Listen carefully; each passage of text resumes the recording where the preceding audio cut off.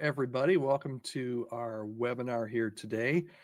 The topic that we're going to handle today is called When to Leave, How to Know When It's Time to Move On Before You Stay Way Too Long. My name is Todd, and I've been in ministry over 30 years. I know I'm dating myself, but I've got about 30 years of experience, a little over that. A lot of that has been helping pastors and church staff navigate transitions, changes, both working with churches to do that, but also working with tons and tons, probably worked with hundreds of churches over my career, thousands of candidates and people that are just like you working at a church staff that are thinking about transitions over the years. Back in a former life, I was the original founder of churchstaffing.com. Started that website. It's been over 25 years ago. Still have a great relationship with the people over at Church Staffing, but I sold that website about 20 years ago. And about 8 years ago, Matt Steen and myself co-founded Chemistry Staffing, and that's my current day job, if you will, chemistrystaffing.com. Also, if you're listening to the podcast, thank you. This webinar is birthed out of our Healthy Church Staff podcast. I'll share a little bit more on how you can listen to that. We have a new episode every Monday through Friday.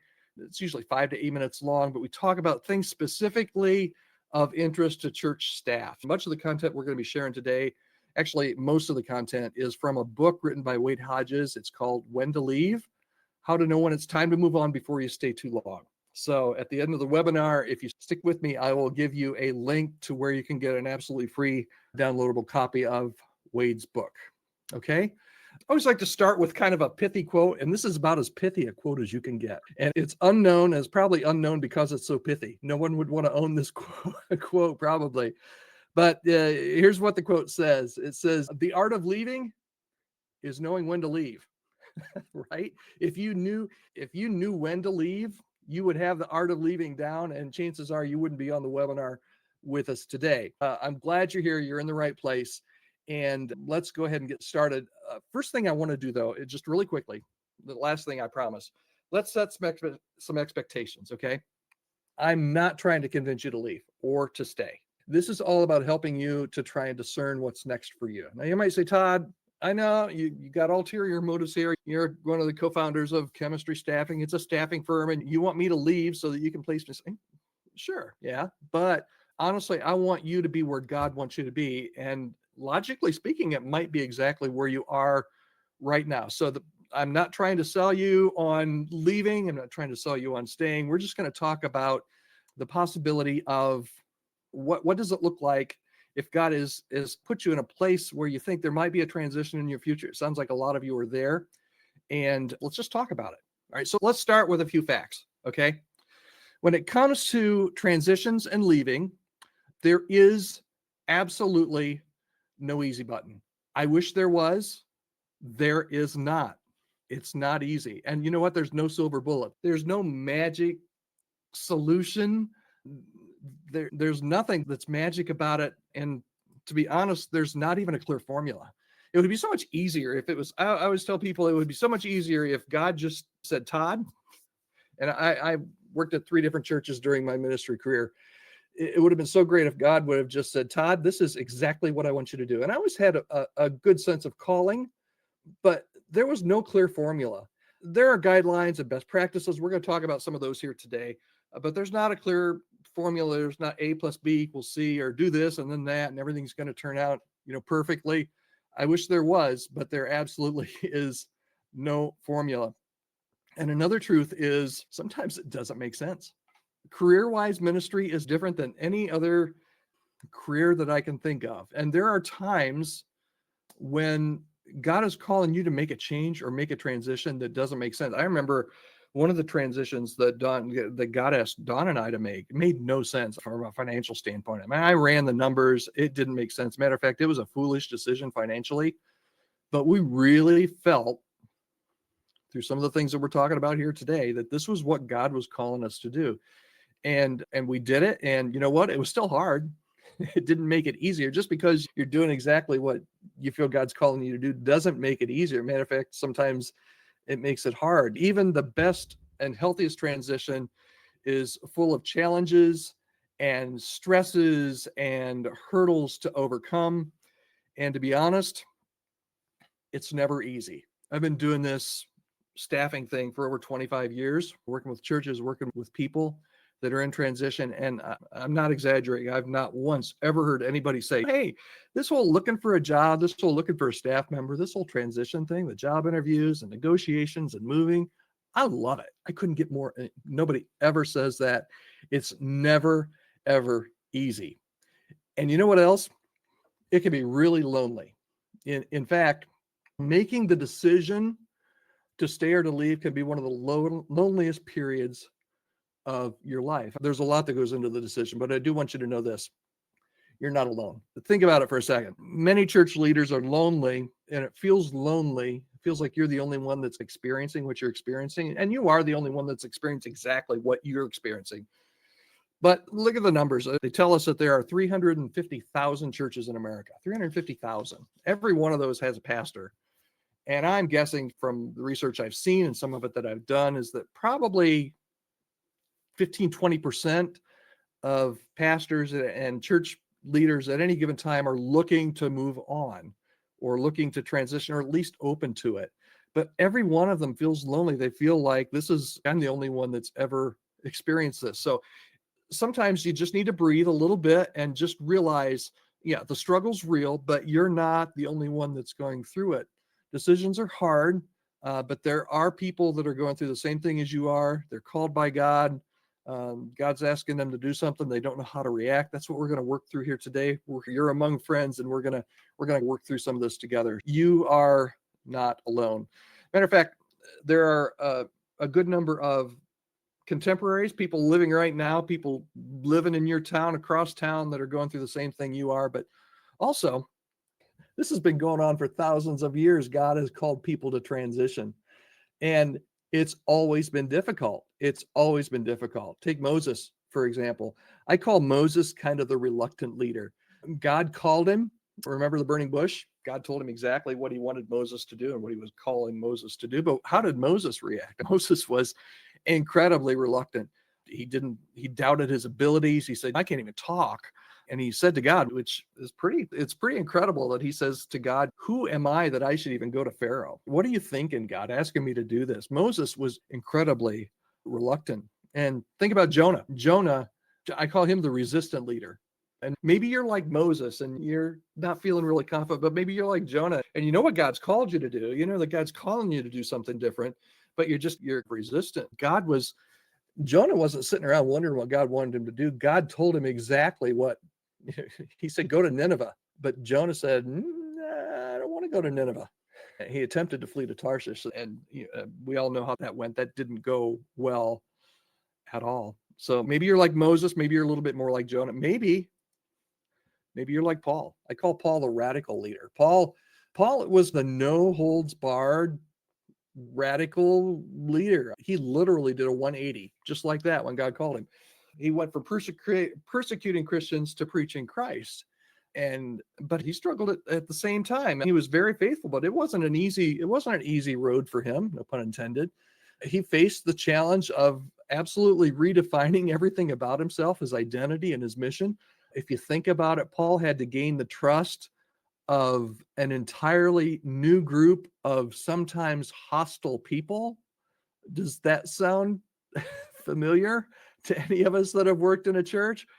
Absolutely. So you are not alone. Matter of fact, many of your contemporaries, people that are living today, many ministry colleagues are asking the same questions that you're asking today. And many people in history, even historical Bible characters and heroes, have dealt with some of the same feelings that you may be currently experiencing. And so we're all at some point or another in our ministries, we're in this boat, this transition boat, and we need to know that we're not alone. But another thing that happens when we're in this transition stage, a lot of times, is that we simply second guess ourselves. There's a lot at stake. If you're saying, Todd, I'm thinking about maybe making a move this year from my current church, maybe I've been here 5 years, maybe I've been here 20 years, but I feel like God's moving me on to something different. Have you second guessed yourself? A lot of times we do. Sometimes we feel like we're just scared we're going to make the wrong decision. We are concerned that Maybe we're by nature, everybody's different, but maybe we're an overanalyzer and or a perfectionist, and we're just waiting for all the planets to align and all the signs to be there. And let me tell you, they won't. It will never be perfect. Maybe you're a person that suffers from maybe a lack of self-confidence. And if you doubt maybe your ability where you are, you're probably going to also doubt being able to make a good decision on where you're going to go next and make your next move. And sometimes we just second guess ourselves with worrying too much about what other people are going to think of our decisions. We worry about how people are going to perceive our decisions. We worry about our current church. We worry about our pastor, our board. We worry about our volunteers and our congregation. What's going to happen to them? I mean, we second guess everything, and we second guess ourselves. And it all gets really confusing really fast. So where we've come so far is if you're open to a transition and you're starting to try and question just whether you should stay or whether you leave, really is what you're questioning. It's really time for a gut check. And this is something that Wade mentions in his book that I think is really, really important. And I love the way that Wade sets this out.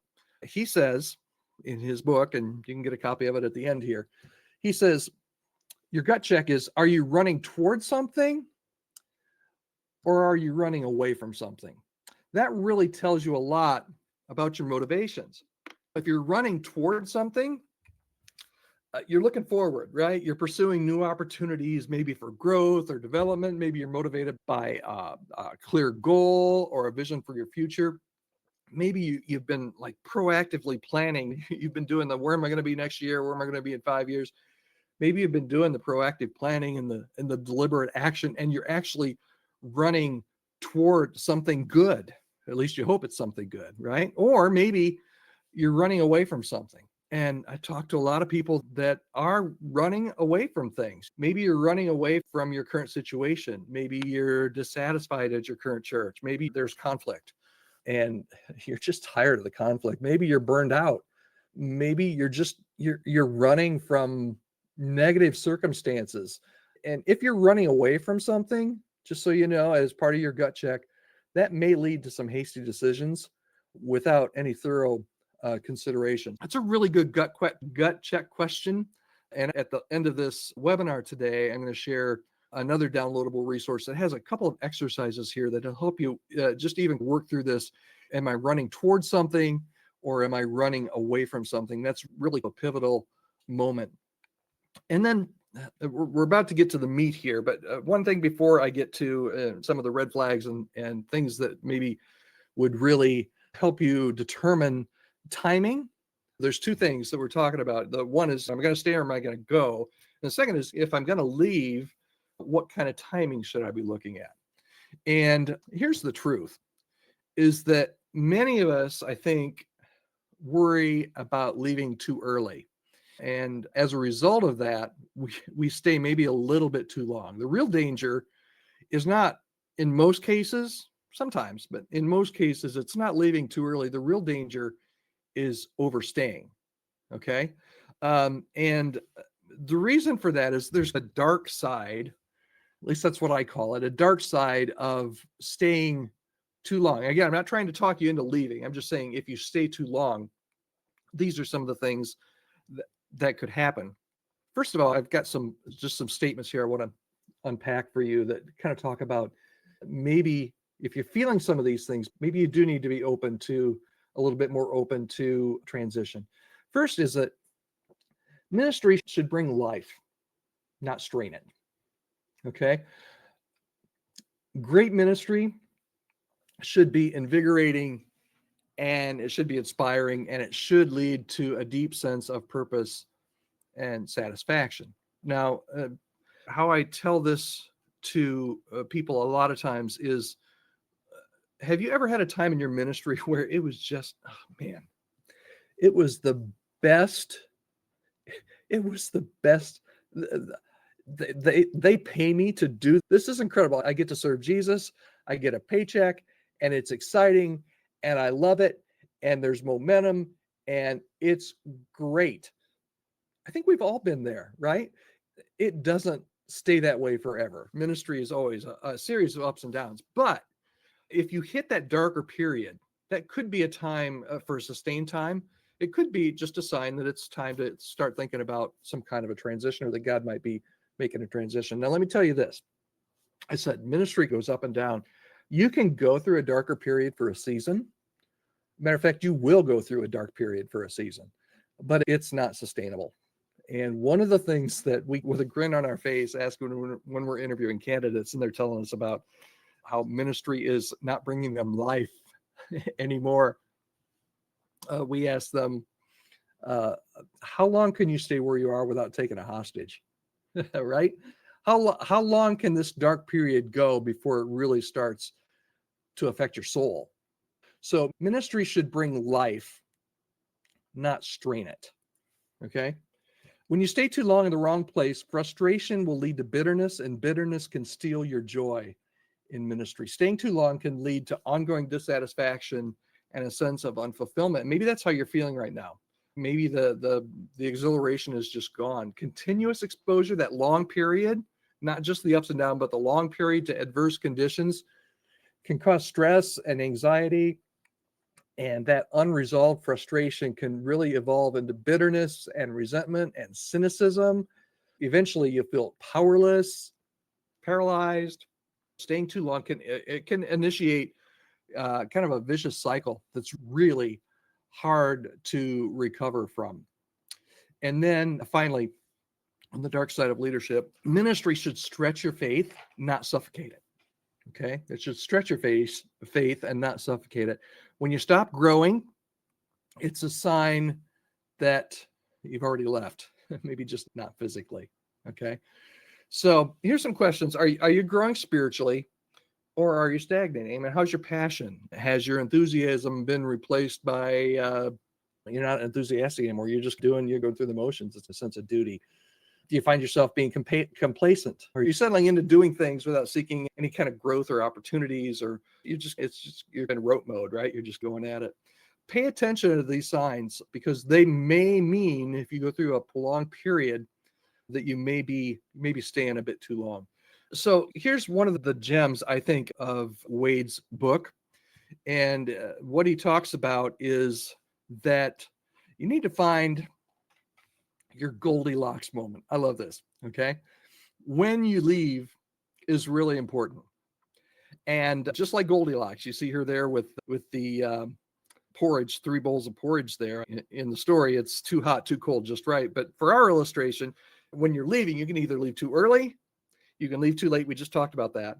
Or you can leave just right. And obviously, what you want to do is you want to try and find your Goldilocks moment. You want to find that just right time, at least as just right as possible. And of course, the only problem with that is, of course, it's never just right. However you hit when you leave, it's either going to be not long enough, a little too long, or it's going to be way too long. And what we just talked about was that the way too long can be actually the worst of the choices. And if you wait too long, or if you miss your Goldilocks moment, you're going to be like our friend Frank here, Frank Sinatra. Regrets, he's had a few. I hear a couple of different regrets, but you either regret that you left, or you regret that you stayed too long. Very seldom when I talk with people do they regret that they left their last church. A lot of times they'll tell me, hey, Todd, if I was honest, I stayed too long. Okay. All right. So here's the meat. And there are a lot more than what I'm going to go over here, but I'm going to go over just kind of 5. We're going to look at some red flags, 5 good reasons that it might be time to move on. And these are reasons that if you're feeling any of these, yeah, God might be tugging at you a little bit, or at least asking you to look at some different options here. Okay. The first is a good reason to move on. You've stopped dreaming. We talked about what ministry used to be like, the good old days. I hate that. But was there a time in your ministry where, man, you were hitting it on all cylinders, you were dreaming, you were looking forward to what God had next, you were excited about your church, you're excited about your job, you're excited about your team, you're just excited. And you're on the webinar today and you're thinking, I don't remember the last time I had a dream about where I'm at. And you know what? If you're feeling that and you've not dreamt for a while, that might be a good reason. There are some good reasons to move on. Number two, you've stopped trusting. Maybe you've stopped dreaming, but maybe also you've just stopped trusting. You don't trust or you don't like the team that you've got. Maybe it's your board, maybe it's your congregation, maybe you're mismatched with the town that you're in or the location that you are. Maybe you started with trust, but for some reason the trust is gone and you've stopped and you've tried to rebuild it, but you're not sure how to do it.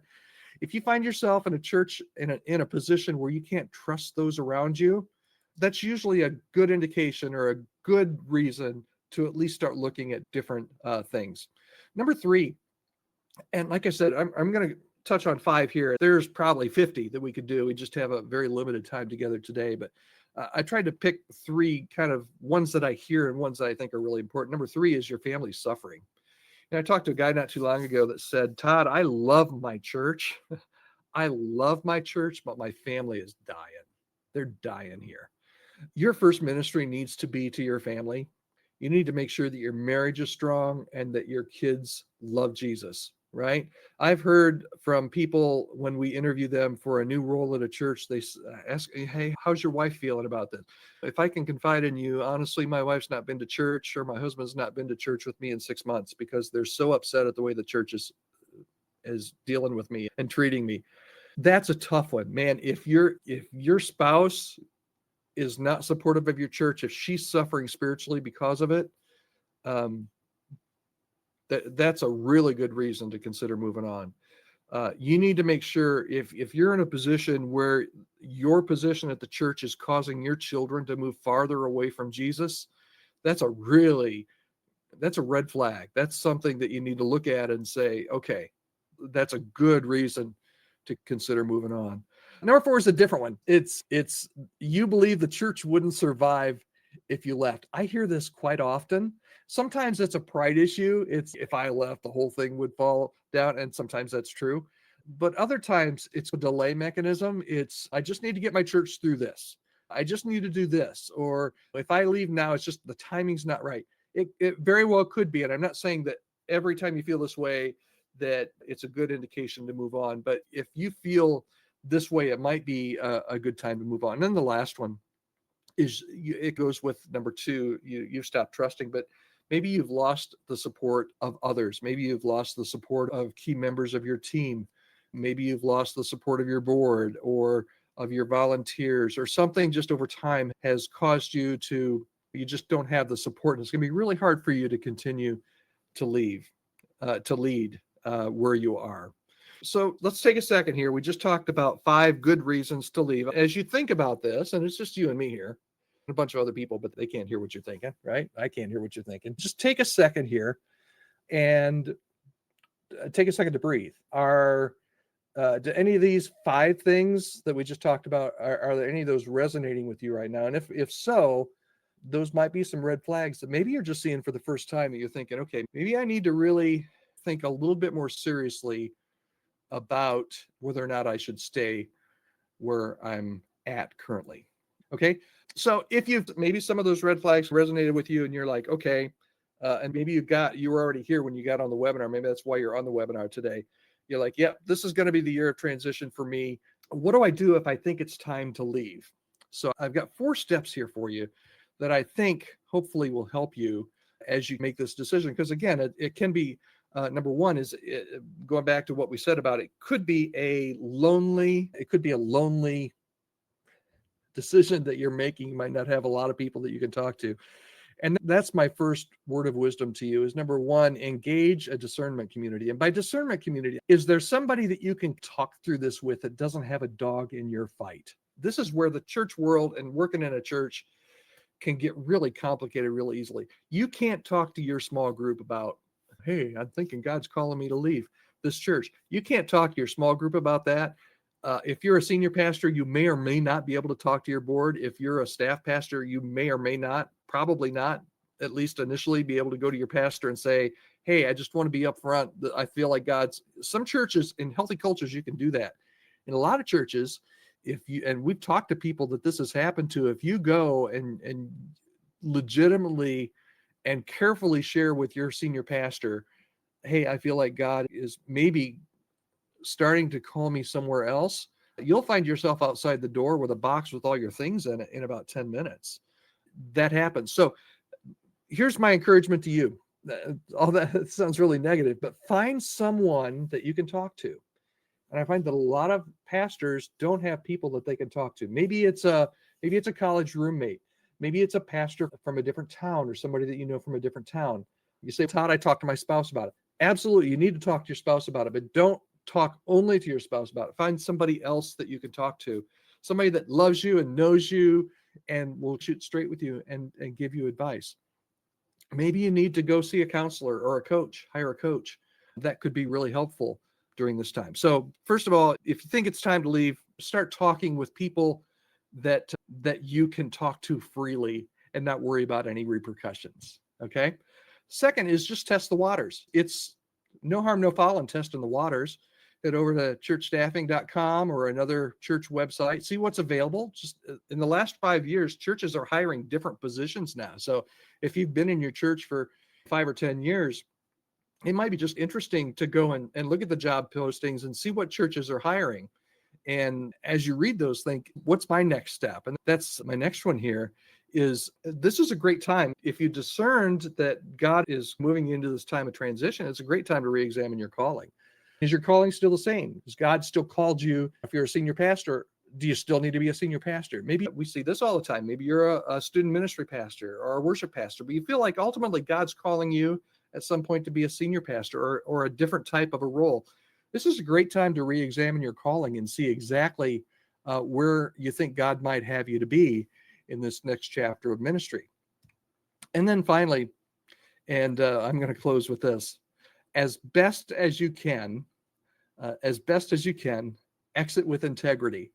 Try not, and it's, let me tell you, there was one church that I left that it was a dumpster fire, and it was really tempting to go out and burn some bridges. And I can't go into the whole story, but I'm really glad I didn't,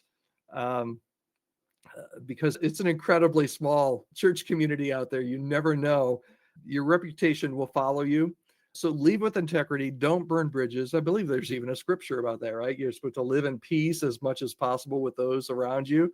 Make sure you do that. Exit with integrity. And that will serve you. It might be really difficult where you are, but it's really important as best as you can. Exit with integrity. Okay. All right. That's it. Let's ask some questions here. I know we've got some questions that have come in. Let's see. Any resources on examining your calling? I don't know that there's anything that, I don't know that there's one that I recommend. There are some great books that have been written on examining your calling. I think that there are some good resources out there. I think if you're like me, you want to read every resource and go in depth as much as you can on anything. And sometimes I think that the more resources can almost cloud things. What I tell people is if you're examining your calling, what I tell people to do is go back to where first God called you into ministry. Start there. Okay. Because there was something that happened, and everybody's calling is different. My generation's idea of calling is different than my son's generation's definition of calling. And I personally think that's fine. But what I tell people to do is why did you start to do this in the first place? What did God call you to at the very beginning? Go back to that and ask yourself, first of all, am I living up to that calling?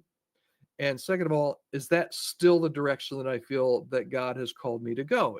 Do I have those giftings? Has God changed that? I think you can still be called, but you can be called maybe in a little different direction or in different ways where your abilities have grown over the years. So I wouldn't, I'm not against books and learning, and I've got a couple resources and a book that I'm going to provide you here in a bit, but I wouldn't overdo it with that. But I'd really try and be introspective and really pray a lot about, okay, God, this is what I feel like you've called me to do. What do you want me to do? How does that fit where I am now? And how does that fit where I'm going in the future?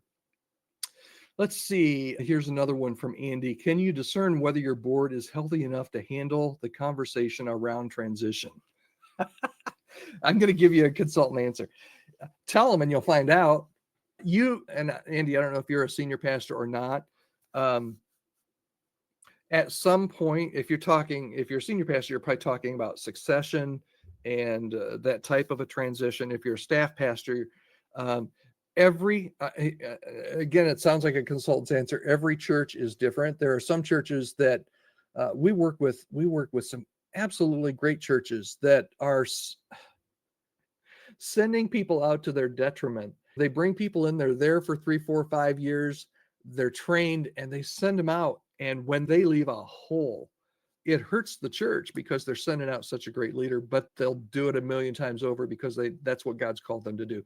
There are other churches where, like I said, if you mention to them, if you're a senior pastor and you say, hey, I'm thinking about retiring in 5 years, they'll say, why don't we make it 6 months?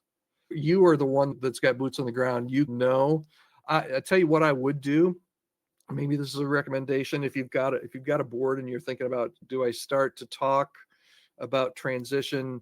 Are they healthy enough to do it? I would start with one person. Maybe you've got one advocate on your board that you could talk with, and somebody that can bounce the ideas off of that won't thwart the whole group. I would do it very slowly, very casually, but with some intention, and then move your circle as you get positive signs. Move your circle a little bit wider as you go. I hope that's helpful. Let's see. I'm reading these as we go here. Thank you all for sticking around here. Everybody's sticking around really good. How long would you, Jonathan asks, how long would you give your current church, when you decide to move on to another position? It sounds like I'm being unhelpful. I'm not trying to be unhelpful. It really depends. My preference is that it should be shorter rather than longer. And by shorter, I don't mean I'm giving my 2 weeks notice, I'm out of here. But I see a lot of, unless it's a succession plan that could take like 1 to 3 years. If it's a staff position or you're just moving on, I would make it shorter rather than longer. 3, 4, 5 months is too long for a transition, and it's going to put you in limbo. It's going to put the church in limbo. Usually, I would say 3 to 4 weeks. Make sure, and like I said, every church is different, but that's what I would say, shorter rather than longer. I think that's the trend in what churches are doing these days anyway. Let's see, Jeff asks, I'm reading this. I have no idea if I have an answer to this question because I've not read it yet. I'm reading it here with you live. Jeff says, what do you do if you really do not fit the culture of the local church that you're in? 4 years of feeling like an outsider is getting old. Okay, Jeff, this is what I would say. Can you stay at your church? Sounds like you can stay at your church. They're not trying to run you off, and count your blessings. We talk to candidates every day that are feeling like they're being pushed out or they just got fired. It doesn't sound like that's the position, but yet, so you could work there. It sounds like, I don't know your situation. You could work there maybe for the next 10 years if you wanted to, but you're like, the last 4 years has been hard. I don't feel like I fit the culture. I feel like I'm an outsider and it's getting old. Remember what I said about there's ups and downs, but if you hit that kind of low point that lasts for a period, you can do that for a period. Honestly, I would say, and I don't know you, I would say 4 years is a very long time to be in some place where you feel like an outsider. I would seriously consider at least starting, I think it was step 3, or maybe step 2 that we just talked about, looking at what the possibilities are and seeing if there's some place that maybe fits you a little bit better. Let's see how we doing here. We got time for maybe 1 or 2 more. What do you do? Sarah asked, what do you do if you want to stay at the church you're at, but want to change roles and lead the ministry area you are leading? Again, this depends on, this is, so my mind's a little bit all over the place. This is really important. I don't know how old you are, Sarah. This is really important for younger generations, okay? My generation, and I've got a son that's also, I got 2 sons in ministry, actually, and they're a little bit different, just different perspective. Back when I started in ministry 30 years ago, a church would hire, now I was a worship guy, right? So they would hire a minister, they called us ministers of music, minister of music. That's an old, I'm dating myself with that. But ministers of music didn't, if you were a minister of music, you were a minister of music. You weren't a discipleship guy. You weren't moving from that to an associate pastor. You weren't doing anything usually. That's changed now. And a lot of people are pivoting. We call it pivoting positions. And younger generations, actually, this is something they're looking for in a church. They might start as a youth pastor, but they very much maybe would like to be a campus pastor or a discipleship pastor or maybe a senior pastor. And they would start where they are, and they would look for they don't want to leave churches. They love their church, but they would look for different opportunities to move up the ladder. That's not how they look at it, but looking for different roles inside the same church. A lot of churches are open to that. Other churches are just, no, we've got this slot and you fill this slot, and when you're not filling this slot, we'll hire somebody else to fill this slot. um, Healthy churches, I think, need to be a little bit more organic, and hopefully you're in a church, and I don't know, you're either in a church that is open to things like that, or you're not open to a church that's not open to that. I think it's a lot more prevalent now. I know that the church that Dawn and I attend, um, the pastor it's a large multi-campus church. I know the pastor started there right out of college in an internship, and he's now the lead pastor for an 8,000 member multi-site church. But that was the culture of our church, that he was able to move with different roles throughout the time. Okay, one more, and then I promised you some things, and I'm going to get to those in just a second. Thanks so much for hanging on here. Robin asks, and again, I'm just reading this for the first time. Robin, give me a little bit of grace here. How do you transition when the church realizes they only have a few years left if finances don't change, and has already been unable to pay you enough, not even an increase for inflation or cost of living, if our family can't viably stay financially? Okay, so this might be one of those situations. I think it was number 4 in that one list that we shared. It's, if I leave, the church is doomed. And you know what? It could be, but I feel like God has a bigger picture for that church, that it will continue or it won't continue when you leave. I think the trap is, honestly, Robin, when you have to care for your family, and if you're not able to care for your family over time, that's a problem. And it sounds like you're in that, you're it's up and down, but now you've hit that down part, and you can do it for a while. Maybe you can do it for a couple years. Do you want to do it for a couple years? Is that what God's calling you to do? I would just say, I wouldn't stay out of obligation to make sure that the church makes it. I think you have to look at your calling, reevaluate your calling, feel what God's called you to do, and try and move forward with that. It might be staying at your church. It might be building a turnaround to where finances aren't an issue anymore, and you can get a raise and the church can be in a great financial position.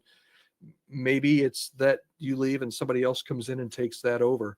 I don't know, but that's one of the things that you have to really work through and pray through. Okay. All right. Thank you so much. Okay.